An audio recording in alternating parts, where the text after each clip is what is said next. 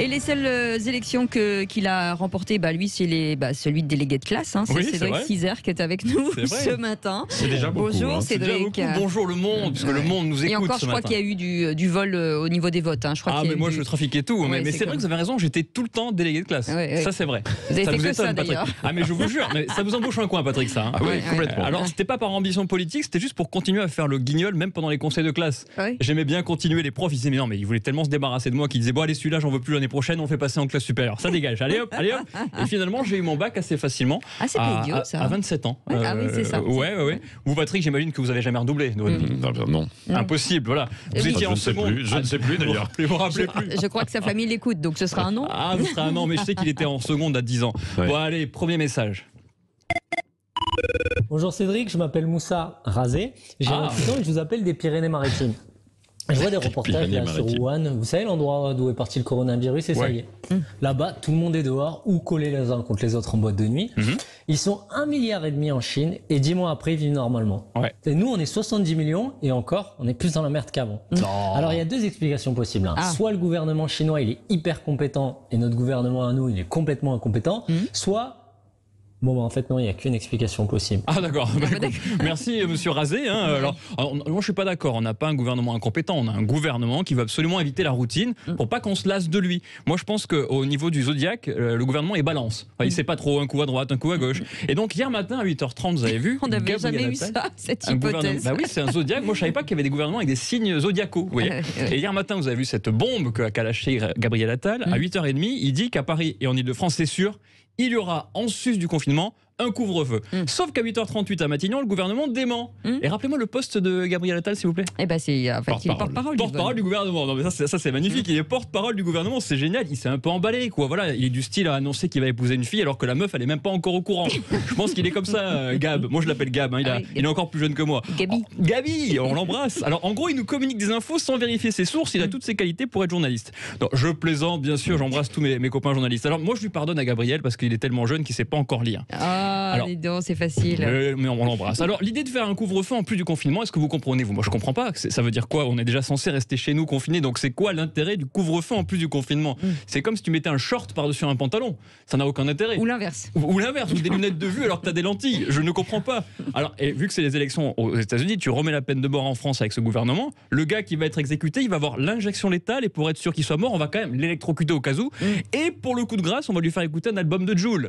Ça, c'est la France, vous voyez. Et dites-donc, vous avez un problème avec Jul? Comment ça se passe? J'embrasse Jul. Non, mais j'ai du mal, j'aime bien son signe. Alors, je suis sûr, Patrick, on est à la radio malheureusement, mais je crois que vous connaissez le signe de Jul. De Jul, oui. Vous savez, quand il fait comme ça, là. Vous savez, avec les flingues. Alors, pour la radio, c'est un peu compliqué. Mais regardez Jul. Alors, hier, dans les journaux, j'ai lu que 2 sex shops lillois avaient été pris d'assaut le dernier jour avant le confinement. Et c'est une véritable histoire que je vous dis. Incroyable. Pris d'assaut. Les patrons ont dit on n'avait jamais vu ça en 9 ans.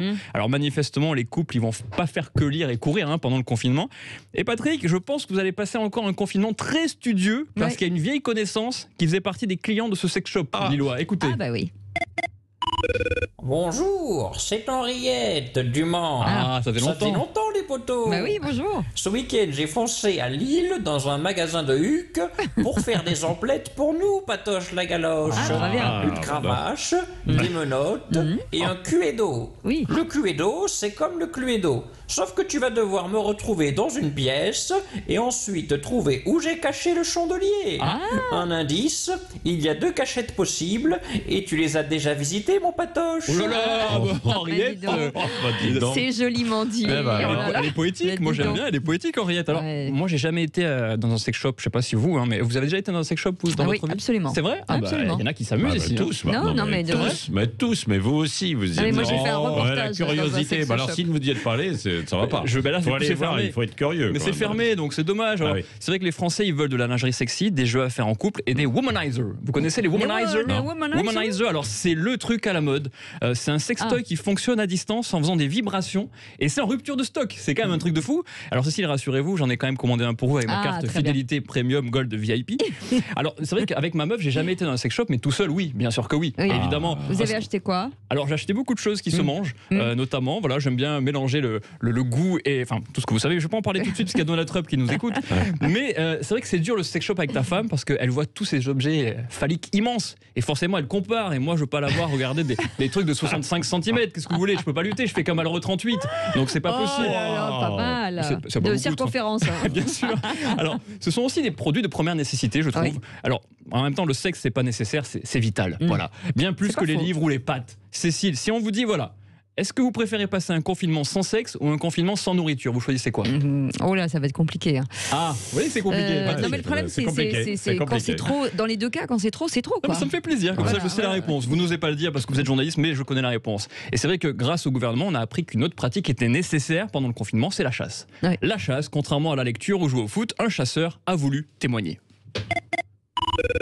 Bonjour Cédric, je suis Jean-François Carabine. Bonjour. Je suis vegan et chasseur. Ah oui? Alors je vous appelle depuis la forêt de la Courneuve, puisque je chasse avec ma femme, mon fils et mon chien. D'accord. Et Milou, viens ici là, oh! Il écoute rien ce gosse. Ah. Pourquoi tout le monde critique le gouvernement comme ça là? Évidemment que la chasse est nécessaire, c'est une passion comme une autre de zigouiller des animaux sans défense. On fait de mal à personne, à part aux animaux bien sûr. Les animaux ils souffrent pas. Oula. Oh merde! Ça va? Ah c'est bon, c'est mon fils qui a pris du plomb dans les fesses. J'ai eu peur, j'ai cru que c'était mon chien. Oh, oui. Si c'est pas le chien, ça va. Il est sympathique ce monsieur. Mais Milou, c'est un très beau prénom pour un enfant quand même. J'aime beaucoup Carabine. Alors vous savez que les balles perdues des chasseurs font plus de victimes que la Covid? Ah bon? Vous savez ça? Ouais, on a l'impression que tous les chasseurs ils louchent en fait. Et les chasseurs qui avaient manifesté il y a quelques semaines, souvenez-vous, contre l'arrêt de la chasse dans le dessus, Jeannot, il a été intelligent parce qu'il est sorti de chez lui au moment de l'apéro. Ah oui. Que tous les chasseurs étaient partis au bar. Du coup, il était tranquille. Alors, on embrasse nos amis chasseurs, bien sûr. Et Jean Castex, qui, bien sûr, a tenu à s'adresser aux Français puisqu'il ne veut plus laisser la parole à Gabriel Attal. Il est traumatisé. Alors, je ne sais pas ce qu'il va nous dire. On file à Matignon.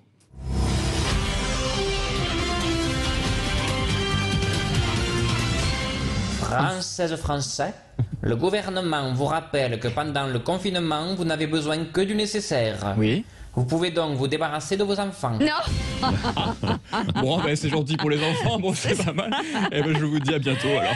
Merci beaucoup Cédric Cissère. On vous retrouve bien entendu en podcast sur sudradio.fr. Ouais. Et puis nous on continue. Le petit déjeuner de l'actualité. Dans un instant, Arlette Chabot, Elisabeth Lévy, Yves de Kerdrel. On va revenir un peu sur les couacs du flottement, là, et les couacs et le flottement. Incroyable. Bien sûr, dans un instant. Et puis on va continuer aussi sur cette spéciale élection américaine avec, a priori, c'est un suspense en fait total. Alexandre Mandel, qui était en direct de Pennsylvanie tout à l'heure, donc chez Joe Biden, là où il est né, son territoire, nous disait que là-bas ça n'avait pas marché effectivement pour Joe Biden et que Donald Trump, c'est un des États quand même assez clés, hein, évidemment, et que selon lui, on risquait d'aller sur une égalité parfaite à l'issue en fait de ce vote, et que après ça va être extrêmement compliqué et qu'il faudra probablement plusieurs semaines. Donald Trump lui en tout cas s'est exprimé en disant que on ne pouvait plus être rattrapé, on allait gagner, disait-il, dans son camp en fait. C'est l'école des fans, tout le monde a gagné en fait. Oui. On en parlera de toute façon avec nos éditorialistes du jour et puis des spécialistes ce matin qui seront avec nous pour en parler. Et vous, vos appels 0826 300 300, on vous attend au standard. Dites-nous ce que vous préférez. Vous êtes plutôt Trump, vous êtes Biden, est-ce que ça vous intéresse? Répondez-nous sur les réseaux sociaux. On vous attend jusqu'à 10h. Il est 8h40.